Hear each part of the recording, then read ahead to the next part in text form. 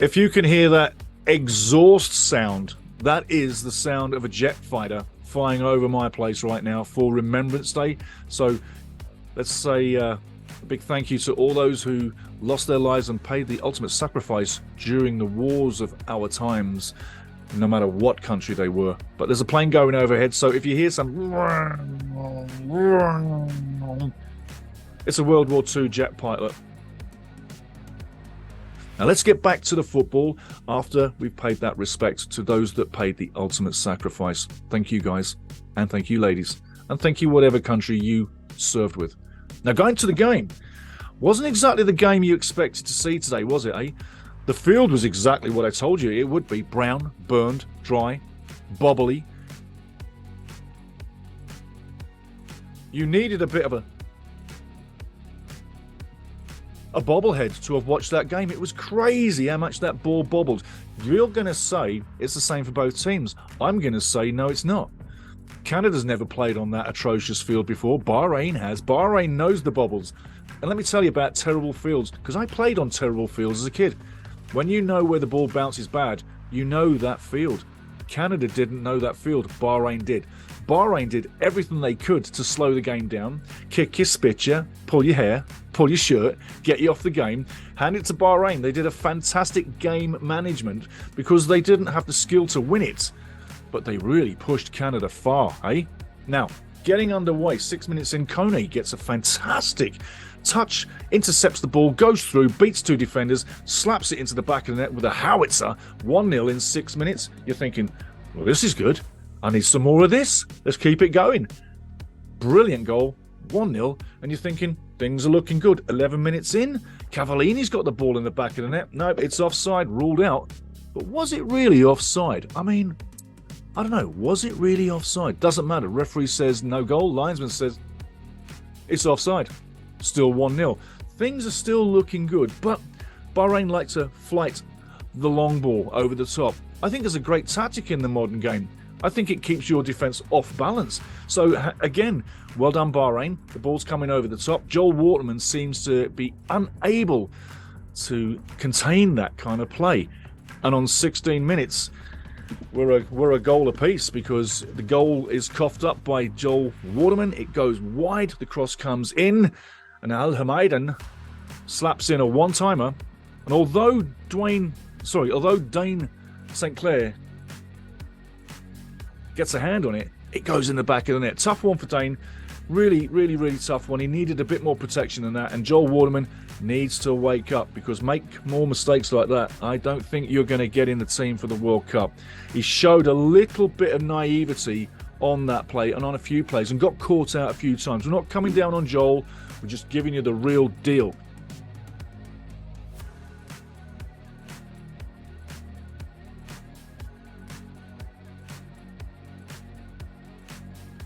Half-time, one apiece. And you're thinking Johnny Herdman's going to have to really get some organising going. I'm watching things at the half-time, and I'm thinking to myself, what's he going to change? And when he does make out the changes, he doesn't change out what I think needs changing. He's like testing people. And I think to myself, this is more like a training game than a proper game. And I told you the result didn't matter, but the result, really, when you're at 1-1 with Bahrain, now it does matter because you've been scored on and you haven't got control of the game. We never got control of the game until maybe the last 20 minutes when we were searching for it. Halfway through the second half, Bahrain get a penalty on 65 minutes. There's no way in hell that that's a penalty. It's the most disgraceful decision I've ever seen in my life. And if you were angry about it, can you imagine what I was?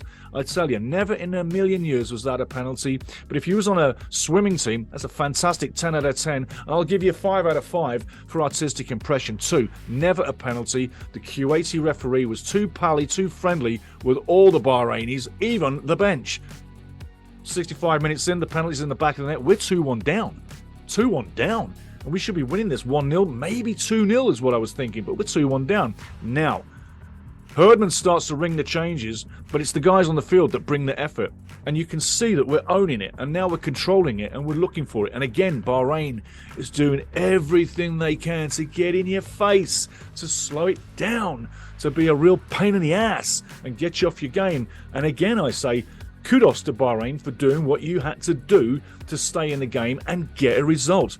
But on 81, the ball comes in off great Canadian pressure, and Cavallini backheels it in the back of the net where the keeper can't go, just nicely to the wide side.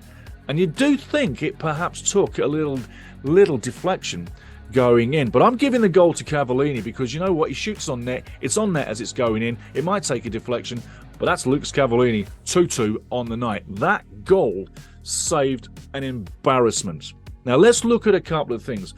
What did we get out of this game? Really, what did we get out of this game? I think we got a training game, but I think this game was a very frustrating game for all the team, and I don't think this was very beneficial in many ways. Now, when we set up next time, Johnny Herdman, I'm looking for a basic 4-3-3. Some of the situations that he puts us under with his lineups and his formations, I kind of don't understand where he's going with this. There's too many line changes, there's too many formation changes all the time. You need to settle the team for the World Cup. So it's probably too late now to start working on that, but I'd say that's something I would love to work on, is to get the formation set. And in the next game, we're going to see a lot more changes. Japan's going to be a lot tougher game. Japan's going to definitely push us down the road big time. And to think that we just had a battle with Bahrain, ranked 85 in the world, and we only drew 2-2? I'm not blaming the players. I'm blaming Johnny Herdman for this. He got the tactics wrong, and he operated with too many new guys. The team was so, like we just say, a skeleton team of what we're used to, that there was no possibility of the flow.